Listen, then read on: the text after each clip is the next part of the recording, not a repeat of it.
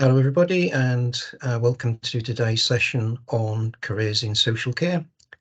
This is predominantly for refugees and people that are interested in working in social care. I'm joined this morning by my colleagues, Christine and Helen, and I'll get them to introduce themselves. Perhaps we could start with yourself, Christine. Morning, everyone. My name is Christine Footer. I'm the Chief Operating Officer of Norfolk and Suffolk Care Support, and we're a small company supporting the social care sector. So we offer information, advice and guidance.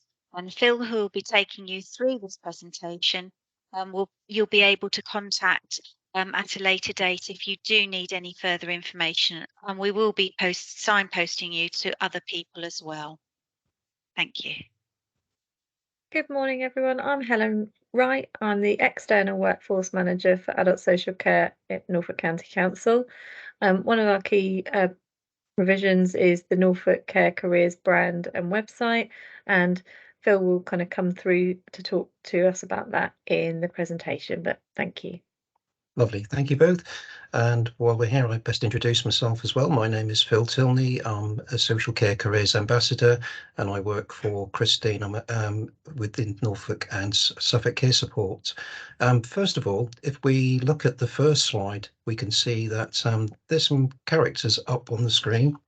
We've got a cleaner, we've got hairdresser, we've got a cook, we've got a lady putting on a mask, which could be a manager. Then next to it, we've got somebody who is playing activities and games with some residents.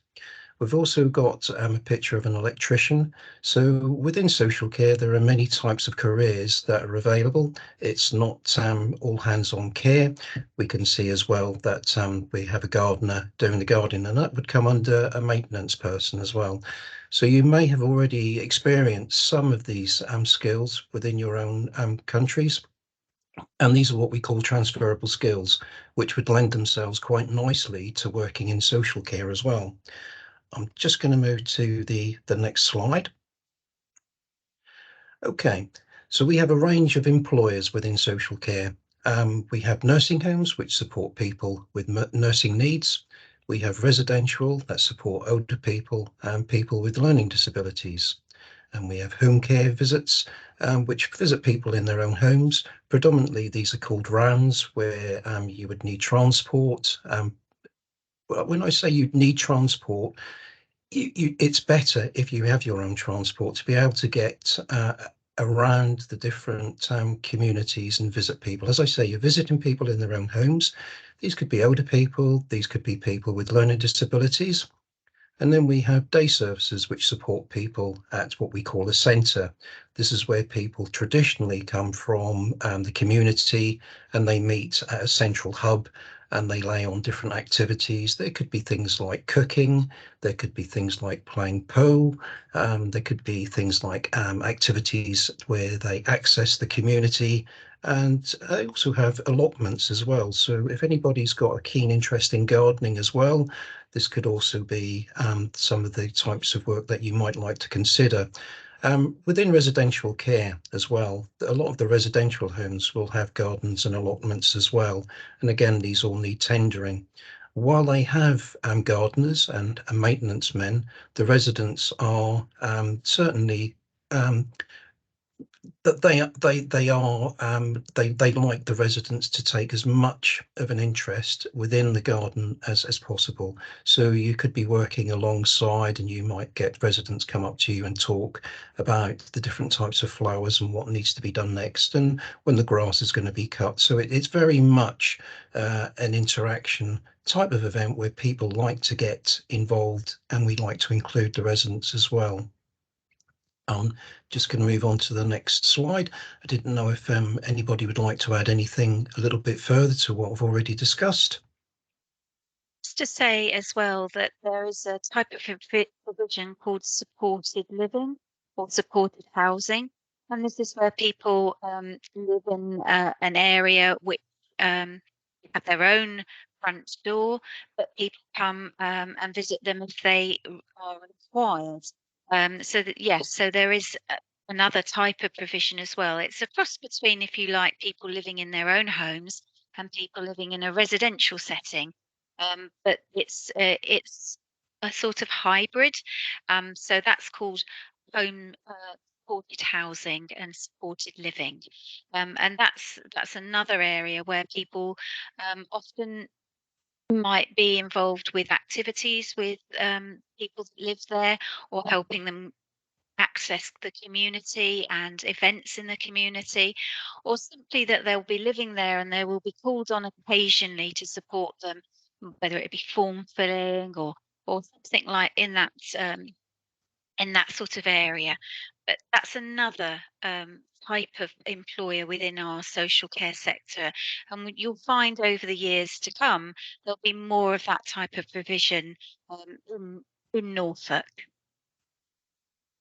Lovely. Thank you, Christine. We're just going to move to the next slide. Here we have an adult support worker.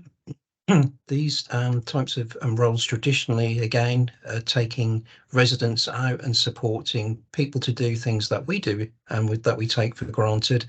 Hopefully you're going to find this video really useful, and it will give you a great example of the types of work that are available. I think I've managed to transfer from hospitality into care is communication, being able to communicate with different people in different ways. They're two completely different careers, but they do actually mix together really well. Before joining the care industry, it was really daunting knowing that I had no qualifications, no previous experience in the care sector. However, with the supportive team that I work with at the Hamlet Charity, that was all soon put to rest. Everyone's there to help. You're never on your own. There's always other people with you. As soon as I started at the Hamlet Charity, I was given 5 or 6 different online courses, from food hygiene to fire safety. I've also done a manual handling in-house course, and I'm now been put through for my care certificate as well. So within 3 months, I've already had an excessive amount of training. Our out-of-hours activities are generally out in the community to give our service users an opportunity to spend time with their friends.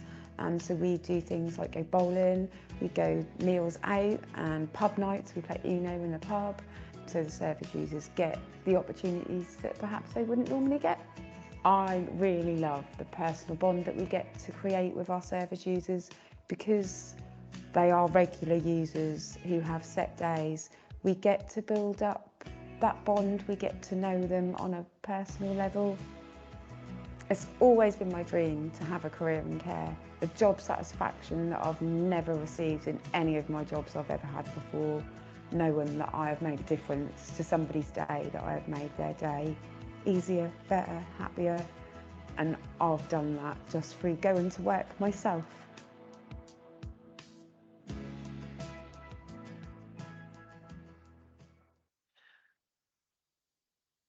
There we saw a typical video showing somebody that works in social care, and these are the types of careers that are available, where it is taking people out into the community to access temping bowling, swimming, the cinema. It could even be taking somebody to the local cafe to sit down and have a cake and a coffee. But what the idea is because we do these types of activities ourselves, it's making sure that we support people and give everybody else the same opportunity. So it's about creating equal opportunities for people that need that support. It's a great career, that really is. And there was some great the lady said, you know, it's about bonding, satisfaction, making a difference, and you really do. At the end of the day, you know that you've made a difference. You come home from work and you reflect on what you've done, and you sit down and you know that you've made a real difference to actually somebody's life. The next slide is starting a career. Again, Christine, would you like to come in on this one? So the disclosure barring service is where you have to go to get evidence of criminal activities and ensure that only people that meet a certain standard can work in social care. So the The information around this is on the government website, and we can supply you with that separately. The link here is specifically for people from the Ukraine. Basically, there has to be checks to ensure that people working in social care and healthcare are are safe to work in that environment. So that's we can provide much more information about that nearer the time, but that will have to be reviewed with you to ensure that only those people that are safe to work in social care can do so. Thank you. Yeah, and I do have the government link as well, which will pop in the chat box as well. Excuse me. Just going to move on to the next slide, but we'll just cover references and who can be approached as well before we do that. So again, when you live in another country, it might be that it can be quite difficult to get references, and who do you approach? The thing of it is, you might you might belong to a church, you may have a previous employer that you need to approach, and again, the provider, so the employer that you're working with and you're starting your career with, will advise you on that as well and give you some clearer information about what to do. Again, you might have done some volunteering while you've been in this country. All things like that are useful, again, because that gives you a point of reference, somebody that can write maybe a character reference for you as well, which can be useful as well. It could be things like where you've come in contact with some professional people while, again, you've been in this country. So, you know, think broadly and think about the types of people that you might be able to approach and who are going to be able to support you with this. Okay, what do employers look for? The first thing, these are really important things, is honesty and transparency. The thing that comes up time and time again is when we talk to people that you know, would really like to work in social care, many of them might say that years ago they came across they might have done something and they've got a criminal conviction for whatever reason. The thing that you need to be is quite honest and open about that, and tell the employer, because very often what they will do, they will look at everything on an individual basis. Well, they'll always look at everything on an individual basis. And it might be that something that you've done when you were younger at 16, that no longer is relevant, but it needs to be brought up and it needs to be flagged up, because it will come up on a DBS check. Then it's much better that you actually have been honest and brought that to the employer's attention, rather than having to try and explain afterwards the reason why you didn't actually say anything about it. Again, we work with lots of different providers. Providers will, as I say, look at everybody on an individual basis and build in risk assessments as well. And again, providers, the employers, will be able to talk to you about that at that particular time. Transferable skills. It might be where you've worked in a bar, it might be where you've worked in a hotel, it might be where you've actually worked in social care yourselves, or from any regional, you know, types of hospitality as well. These are all transferable skills. These are things where you've learned to talk to people, you can communicate with people. These are great assets. These are really good skills to have, and desperately needed. To make a career in social care, you're going to need to have good communication skills. You'll learn those as you go along. Not everybody comes into social care with those abilities, but there's going to be lots of training and you'll get that experience to hone in on those skills. Experience of looking after family or friends. Again, we talk to lots of people that are interested in careers, and many of them will say, I don't have any experience, but I looked after my mum end of life, or I've got a son or a cousin who's autistic and I look after them quite regularly. And again, these are what we class as transferable skills. It's experience that will lend itself to a career in social care, and you'll be surprised how far that will go. So you need to make sure that you do put that on your CV.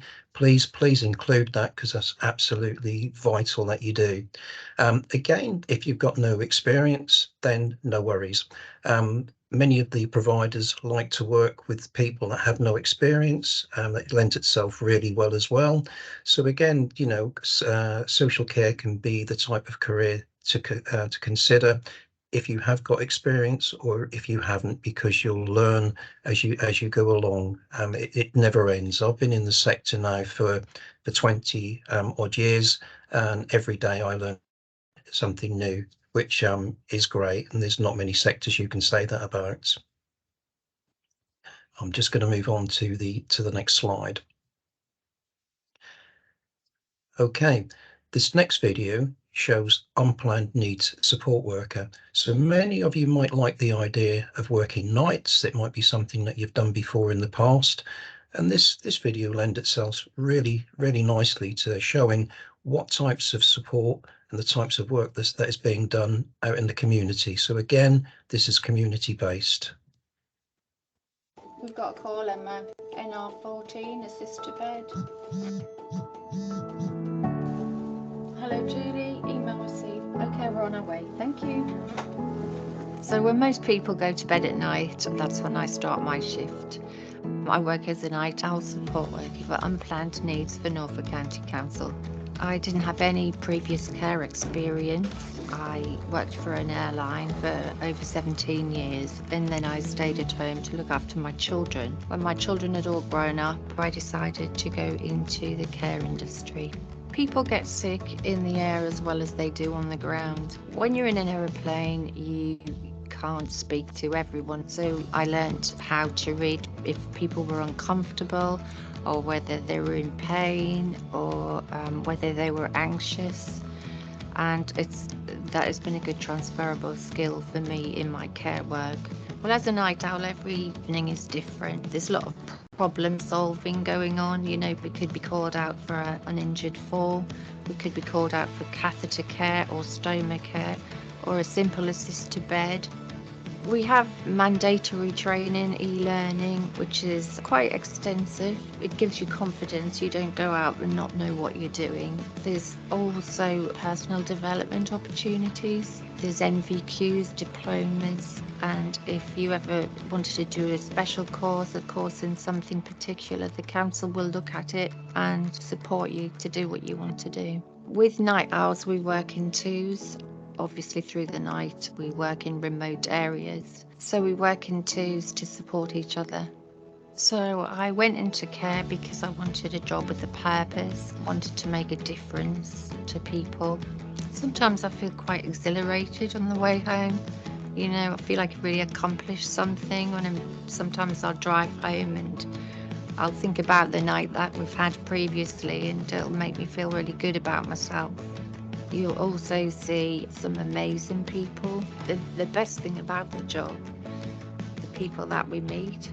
So if you've got, you know, a positive nature, you've got good communication skills, you're a good listener, empathy and compassion. If you want to do something different every day, that's quite exciting, then this is the job for you.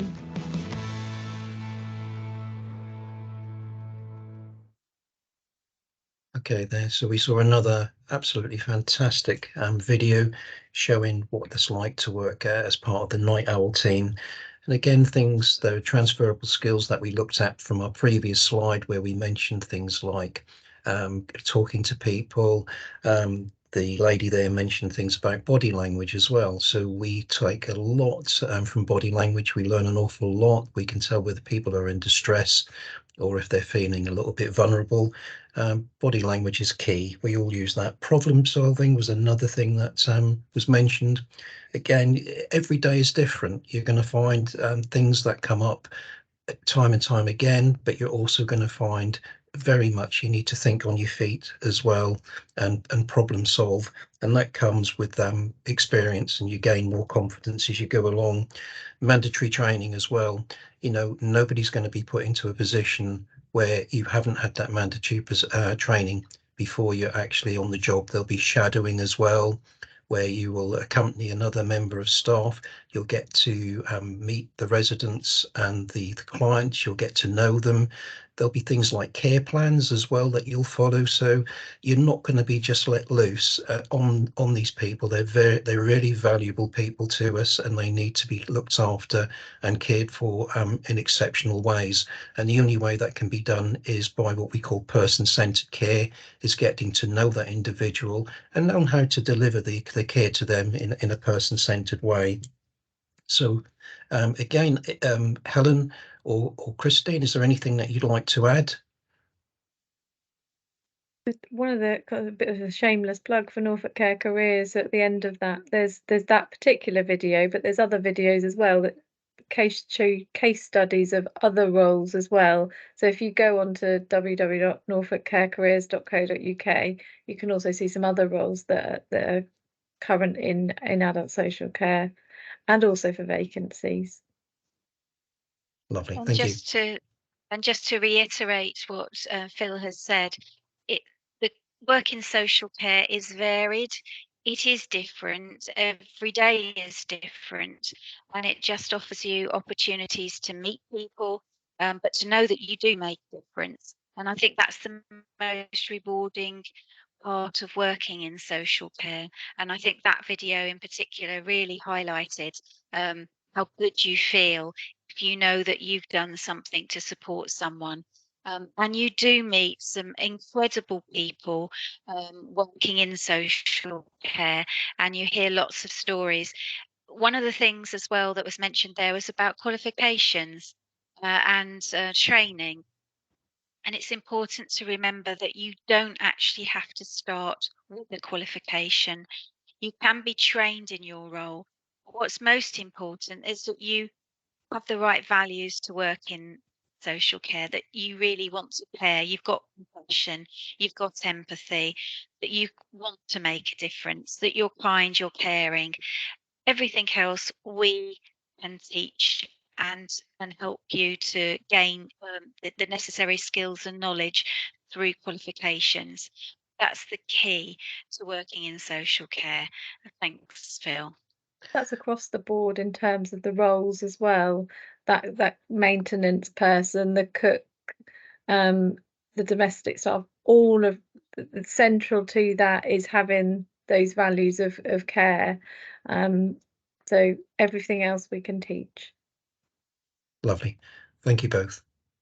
Just going to move on to the next slide, which is about training.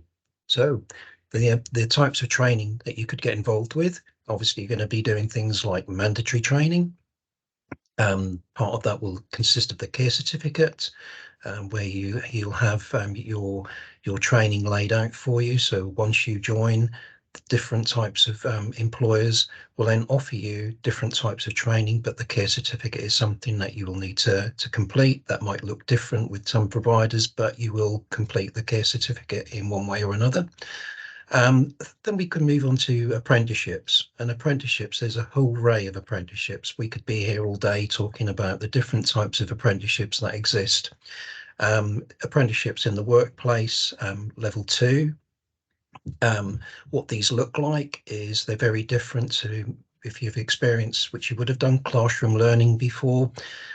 This is where you'll be visited by an assessor, and he or she will come along and observe you while you're working at your place of work, and start to move through the different units and the components within your apprenticeship.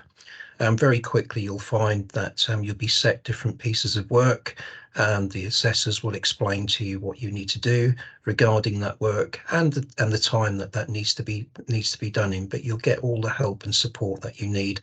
The assessors are at the end of a line, so if you get stuck while you're trying to do your latest piece of research, or you just need a little bit of support, they're there to help and support you with that. And that can go up to level 6 within the apprenticeships, and even sometimes level 7s as well. So there's a whole host of apprenticeships. What these are really useful for is stepping through the different types of levels. As you gain more experience, you then feel more confident to tackle the next level, where you move to level 3. And then once you've achieved your level 3, it might be where you then see the opportunity to take on a level 5 apprenticeship as well. these are all really good opportunities for you to get that qualification, which is so necessary, and then build on that, the confidence and your learning as well. Most of the managers that managed a care home, they will have started at level 2 and they've gradually worked their way up.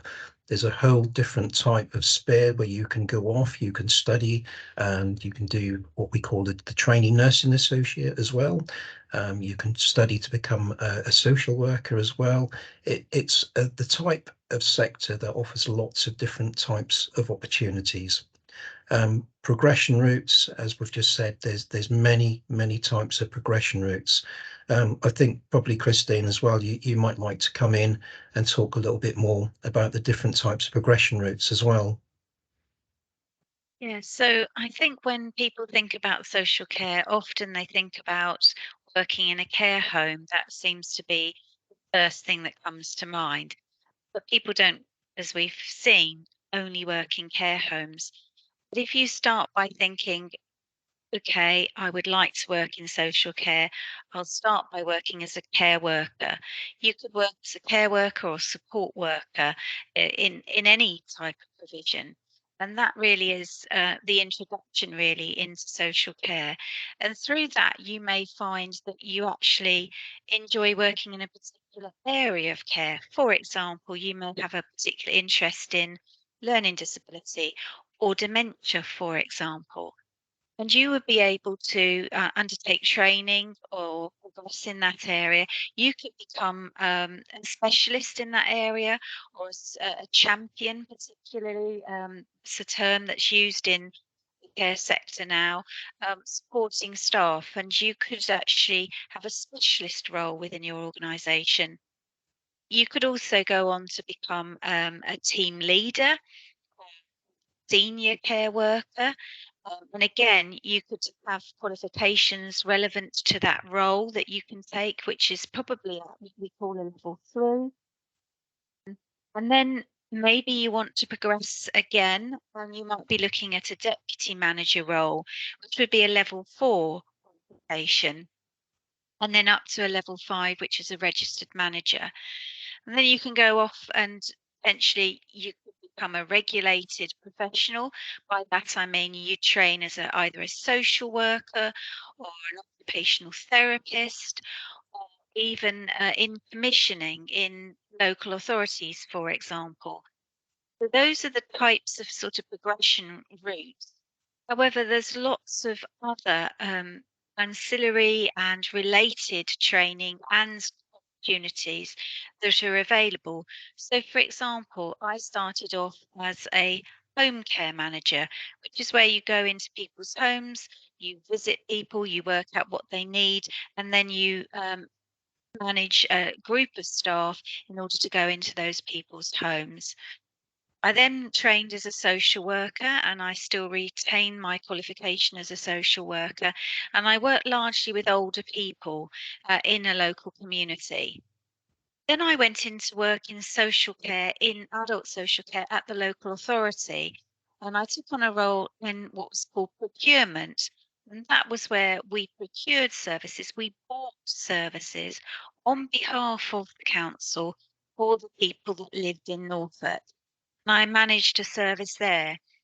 And then I left Norfolk County Council, and this is where I've worked for the last 12 years, which is a not-for-profit organisation around information, advice and guidance. So there isn't necessarily one route and one pathway.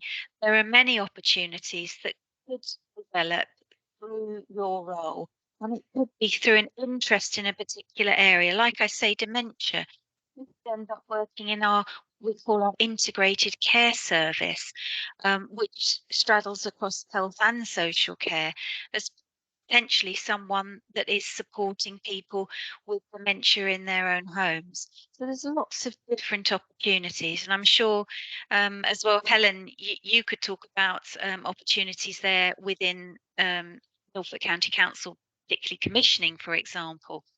Lots of other things as well, aren't there? Absolutely. There's so many transferable skills that you may have that you can progress into the different careers within adult social care. Even in the council example, we've got specific roles even within workforce planning, the HR, the ancillary around to support the workforce. As Christine's mentioned, the commissioning roles, procurement roles. Absolutely take a look. We're very approachable in adult social care. It's one of our core values. So feel free, pick up the phone and make contact with those organisations that you've got interest in and have that conversation, I think would be my advice. Thank you both. Some really good points and some great examples given there. We're just going to move to the next slide now. When you come across social care, you will hear things talked about such as values and the 6 C's. We share the same values as the NHS within our establishments. Excuse me. The 6 C's consists of care, compassion, competence, communication, courage, and commitment. So care is the core business of the organisation and the care that we deliver for individual people. Remember, again, we talked about person-centred care. So again, each individual is everybody has their own identity, and we class that as person-centred care. Compassion is how we give care through relationships based on empathy, respect and dignity, and described as intelligent kindness. And again, compassion, we all need compassion, and any job that you're involved with, again, you will have come across this within your own different roles from your own countries as well. Competence means all those in caring roles must have the ability to understand the individual's health and social needs and expertise. And again, it comes round to that person-centred care as well, clinical and technical knowledge to deliver effective care and treatment. And again, that is part of your training as well. So you'll have ongoing training so that you can keep up to date with all the up-to-date methods and all the up-to-date medications as well. Communication is central to successful caring relationships and effective to team working. Listening is as important as what we say and do and essential. No decision about me without me. Again, very person-centred. Communication is absolute key. And again, you will know how to communicate with individuals, again, from that care plan, because that care plan will quite clearly highlight the best methods of communication. It might be sign language, it might be verbal, it might just be showing people pictures of different things that you're going to be attending. It might be where you're out and you need to take somebody on to maybe say a horse riding lesson. You will have a card there with a picture of a horse in the stable. That individual will then know that that's what you're going to be doing next. And again, there's a whole array of communicating with people in the community, but it's all down to individual needs.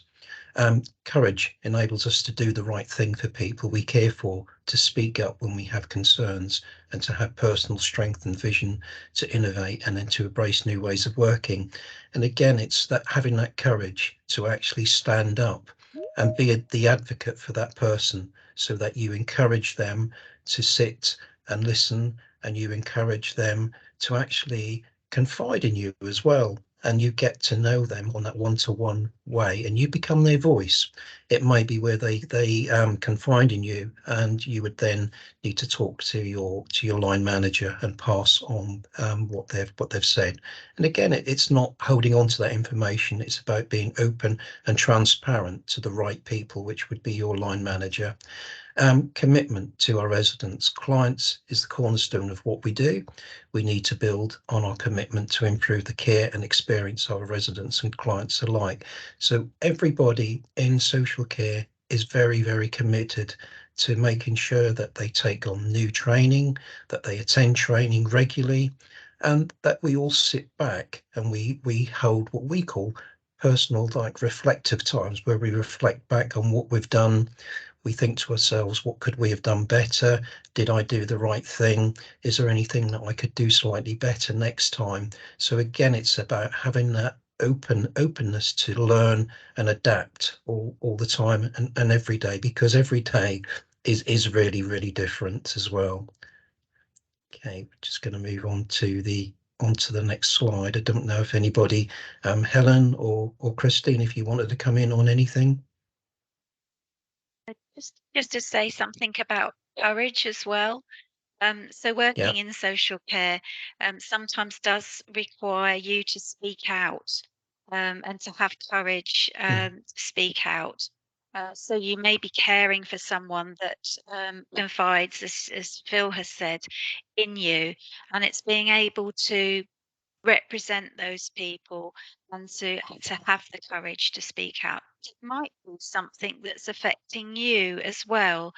And so it's really important that when we work in social care, that we also recognise things that might not be quite right and speak out about them. But again, that's something that you gain more knowledge, more understanding as you work in the sector. But it is something that is really important for you to be aware. So necessary for you to be the representative voice of those that have not got a voice, but also for you yourselves to ensure that best practice, that means the things that are important to do for the right reason, are actually followed. Lovely. Thank you, Christine. Okay, our next video is a senior recovery worker. Tim will talk through about his career. Again, listen to what he's done. Make notes of things that you think are relevant to maybe what you've done before in your jobs as well. All the things that we've been talking about this morning, you'll hear Tim talk about as well. He'll talk about making a difference, being part of a team as well. So again, please sit back and enjoy the next video. My name's Tim Bonfield. I'm a senior recovery worker with the Norfolk Integrated Housing Community Support Service, also known as the NICS team. A senior recovery worker is someone who works in the community. We work with people in their homes, on the streets. We work with people in a community setting. Our role is probably with the most intense people to work with. It's not pretty. As I say, we're dealing with a lot of drug use, people's homes that are not in a good state. They have lead very chaotic lifestyles often. You have to just be non-judgmental. Our main aim is really to try and keep a roof over someone's head, but it's all about building up a relationship and a bit of trust with our clients, so that hopefully when a situation does arise, they feel confident enough to come to us and we can sort that out. Part of my job role is to be able to work flexibly and from pretty much anywhere, often working from cafes, from a park bench, from my car, from home. We try and aim to see around 5 hours one-to-one support in the day, but that can vary. Each one of our days can be a very fluid thing, so you could get to your first visit and there could be an emergency situation which puts the rest of the day on hold. We're lucky that we have a team that if we have to, we can call up and say, can our other people cover a visit while we deal with an emergency situation. My original background was working in pubs and clubs. I got to an age where I felt like I needed something more. I moved on to work in a residential setting, and that was for adults with learning difficulties. And then I moved on from there to working for Norwich Mind in their outreach service, which is a very similar role to what I do now. I went from there to working for the NICS team. The pub work set me up to do this role.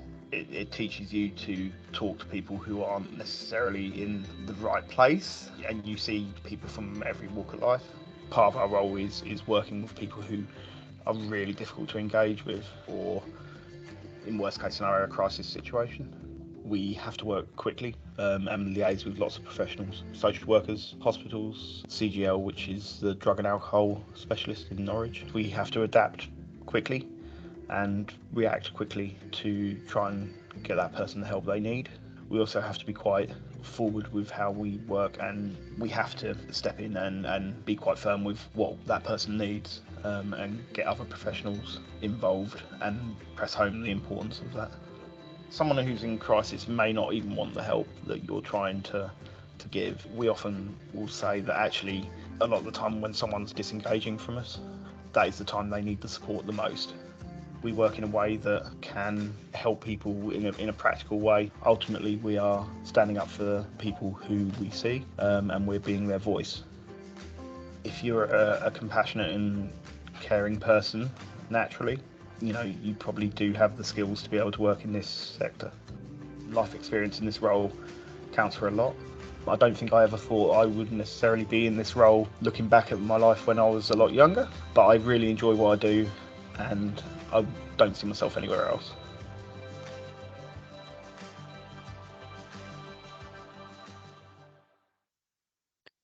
And there again, we saw an absolute excellent video of Tim talking about things where non-judgmental as part of his role. He has to be non-judgmental, really, really important.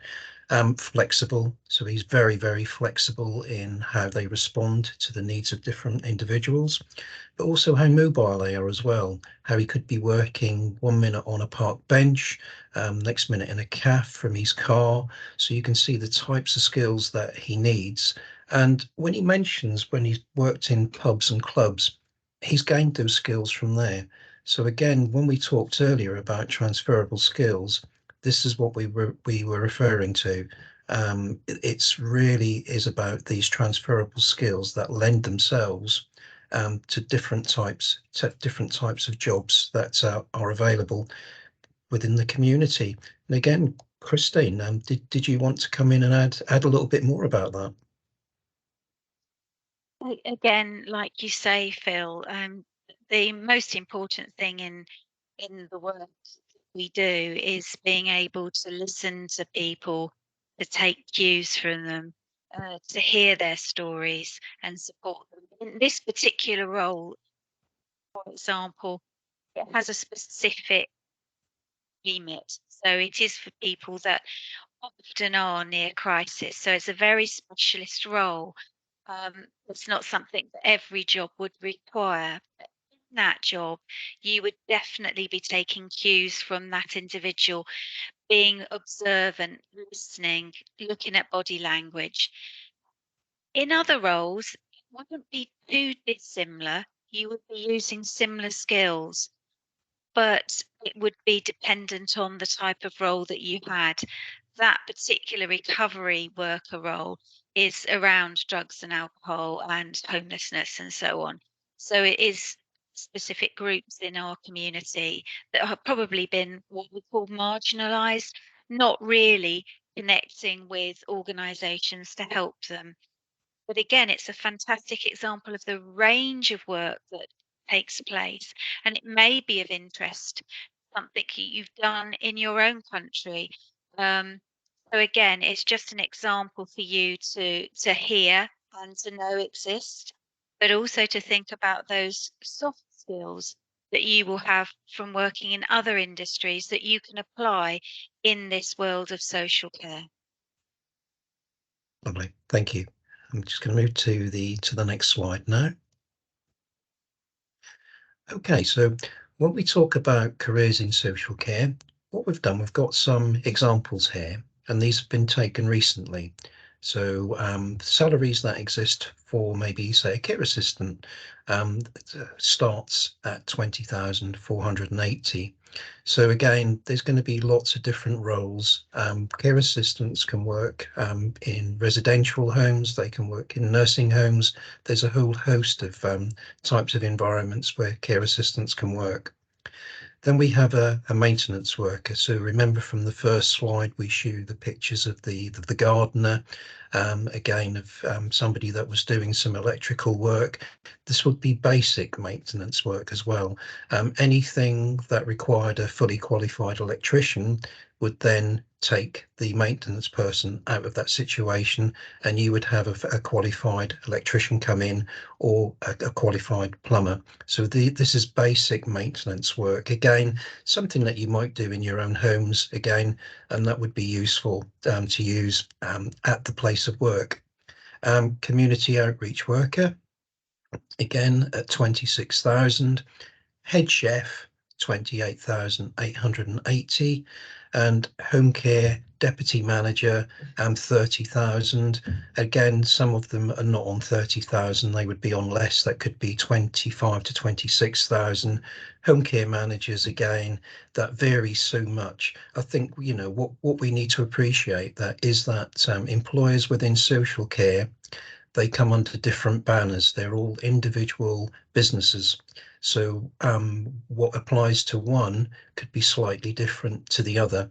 And that's where you need to do your homework, really, to look through, make sure that you're connected with the right company. And this is where we come in as well, where we can help connect you with the right place of work, somewhere which is nearby, where you're not going to be traveling great distances from one location to another and having to spend a lot of money out on travel. So again, this is where we come in. So this is just some of the examples of the roles that exist within social care, just to give you an idea.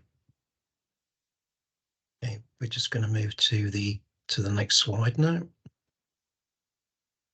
And Helen, did you want to come in and talk a little bit about this one? Thanks, Phil. So this slide is the norfolkcarecareers.co.uk slide that I was referring to earlier. So it's got a whole host of information on there for you, from just recapping on the values that Phil spoke about earlier.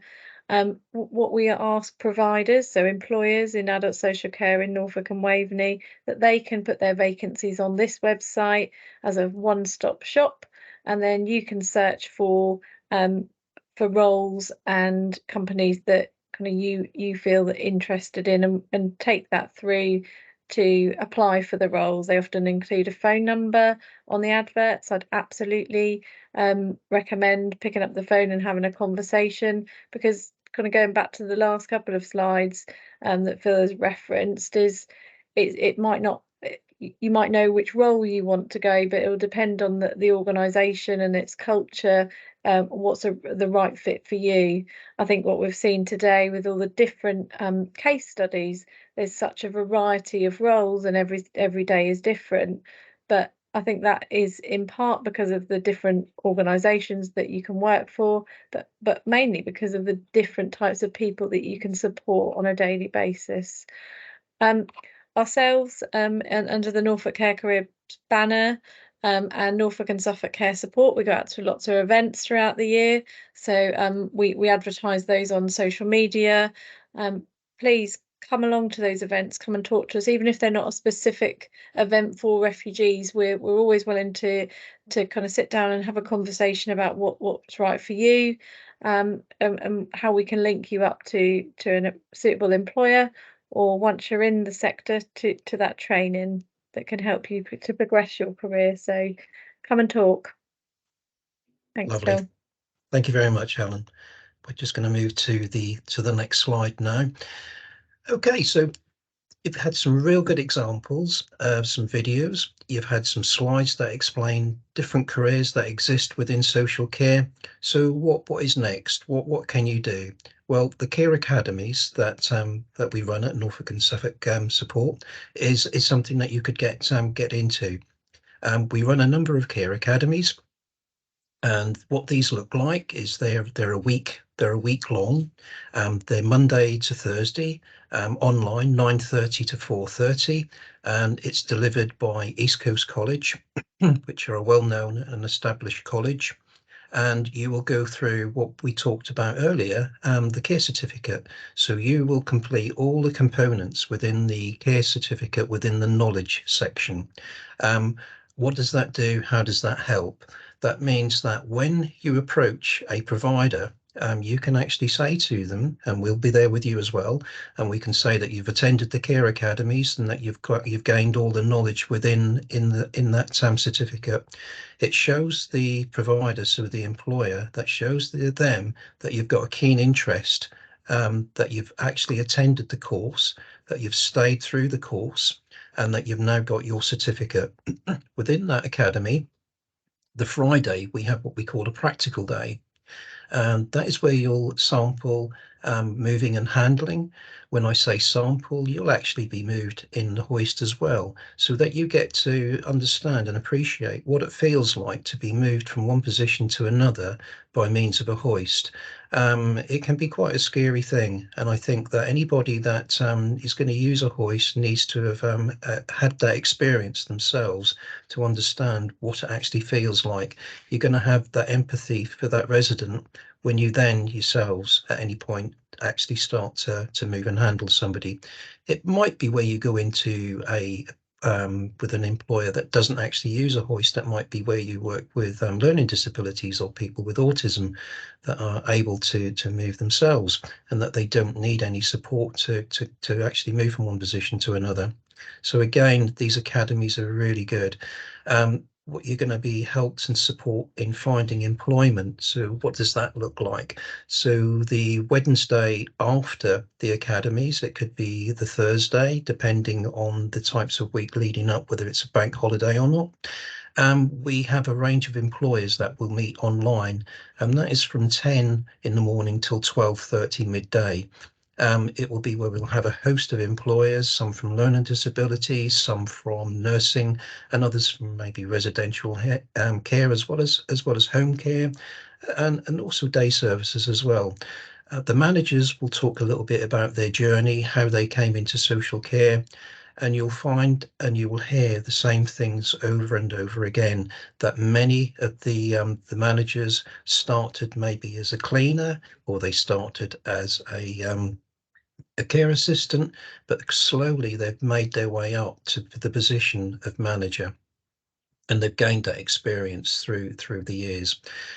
You'll gain practical skills as well, as I say, certainly from the moving and handling, and you'll get together, you'll meet the other candidates from the actual academies as well. You'll gain confidence as well. So again, you'll come across like-minded people, exactly the same as yourselves. Some people have had experience and others won't, but it's a great opportunity to get together and work as a team. And I think, as the practical days go, when you start to move people from one position to another using the hoist, you have to work as a team. There's going to be two of you plus the resident. You're going to be communicating with each other. You're going to be communicating to the resident. You're going to really see how things work in these types of environments, and that's going to give you a great insight to what is available within social care. Again, Christine, did you want to come in and add anything further to that about the academies? Just to say, we talked about the care certificate at the beginning, and just to reiterate, the care certificate is something that everyone new to working in health and social care will undertake. Sometimes it's in the form of an online program, sometimes it's through work. But basically, what the care certificate is it covers what's called 15 standards, and it takes you through things such as dignity, respect, confidentiality, safeguarding, things like this. It'll cover 15 standards. By doing the Care Academy, you'll cover those 15 standards from what's called a knowledge perspective. So you will have an awareness of what those standards are. When you then go to work in your organisation or for an employer, they will then be able to look at what you've done. You'll probably have covered all the standards for knowledge that they require. The only thing that you'll need to do there is be observed working in practice. So if you like, it's like a stepping stone in advance of what you might need to do when you go in social care. So for employers, it's very useful to have people with the knowledge understood and evidence before you start work. The other thing just to sort of highlight as well about care academies. We're working with East Coast College on the latest care academy. We may be working with different providers on different care academies, but that will all be explained on our website. But as Phil says, it's a wonderful opportunity for you to gain knowledge and skills, both practical and knowledge in advance of an employment situation. There's a lot of hand holding that goes on with candidates, because sometimes it's about not really knowing what you want to do and finding out where your interests lie, and also what types of services you might be interested in. We've had so many people come to us in the past that said, I never want to work in a care home for older people, and then actually find out that they really do and enjoy it. Similarly, there's others that come and say, I really don't know what I want to do, go and see a learning disability provision and actually feel that's what they want to do. So it's really about not putting you in a box to begin with, but looking at what your skills and your experiences have to offer for the sector and are best match for you. Thank you, Christine. And also, you'll see our address down on the bottom of the slide. If you keep your eye on our website, you'll see that there is the academies are advertised quite frequently as well. So if something that you'd like to do, or if you'd like more information on that, then you can certainly give Norfolk and Suffolk Care Support a call and ask to speak to myself or speak to Christine or one of the team, and they will certainly be able to give you more information on that, and when the up and coming, as I say, academies are, although they will be on the website as well. But if you'd like to give us a chat, have a call, then no problem at all. You're more than welcome to do that. Okay. Just to note, the care academies are absolutely free of charge, so there's no cost for undertaking the academy. So even more incentive to kind of come on board. That's a good point, Helen. Thanks very much. Okay, we can move on to this slide, which talks about the different types of training. And again, people that work in social care are very, very fortunate. There's so much training available and it's all fully funded, so it's free. So the people that work in social care very often do different types of training.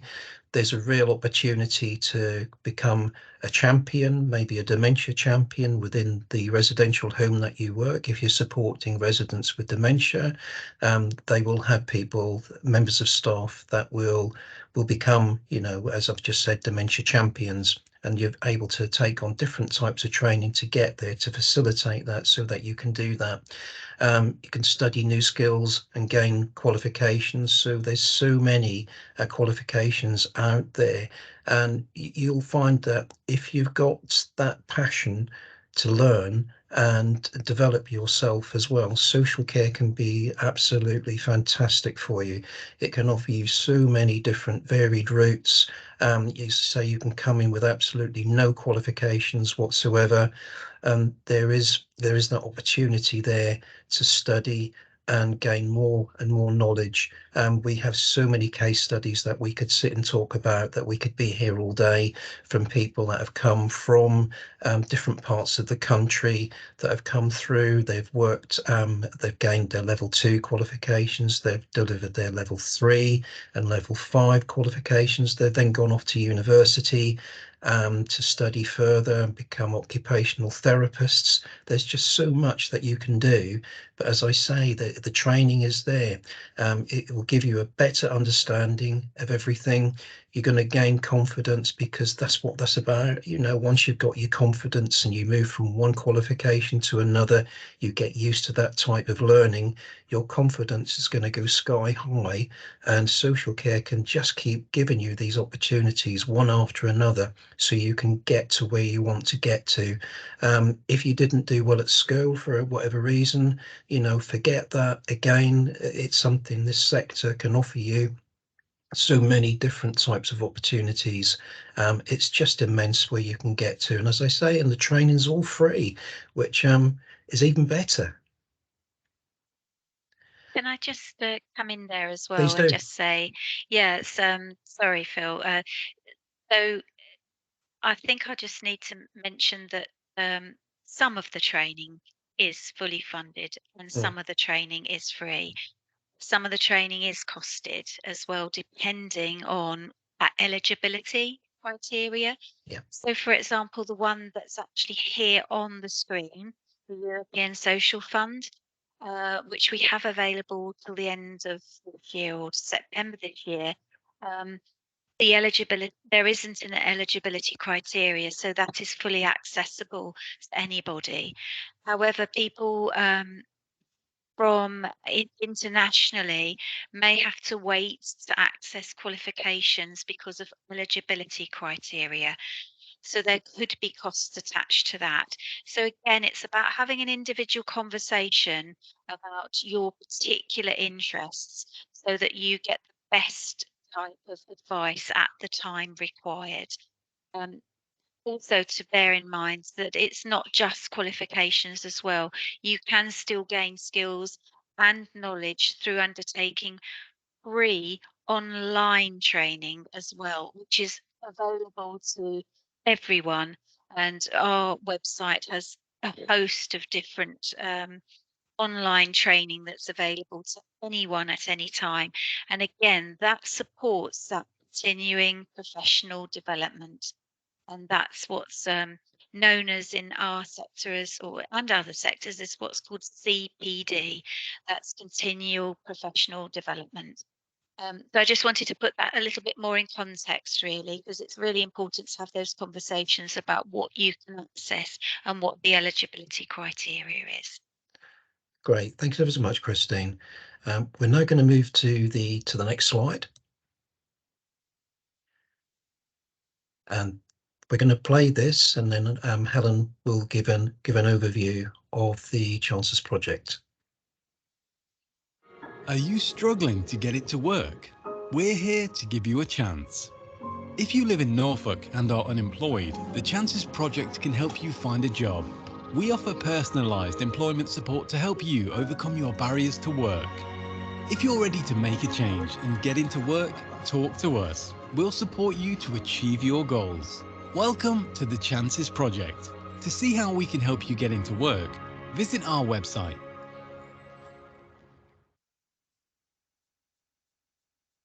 Thanks, Phil. So the Chancellor's team, as said on the video there, the project's there to help if you're struggling to get into work. Obviously, we've got our academies, but this can also help to kind of offer an enhanced service around searching and preparing for a role. You can get a one-to-one guidance. They can help you access services if you've got things like health issues that are preventing you getting into work, and practical issues around finding transport, route planning, your childcare, and they'll really support you through the process of finding a role. So what would happen is you'd agree some milestones so you can see yourself progress through that route. There are a number of eligibility criteria. I won't go through them all today. So I think the best thing is to have a look at the website and then get in contact via the contact form. And also on that website, there's phone numbers. So which way you'd like to make contact, please feel free to do so. Thank you. Thank you, Helen. That brings us to the end of our session. I'd like to thank you for attending, or if you're viewing this later on, for actually looking and taking an interest.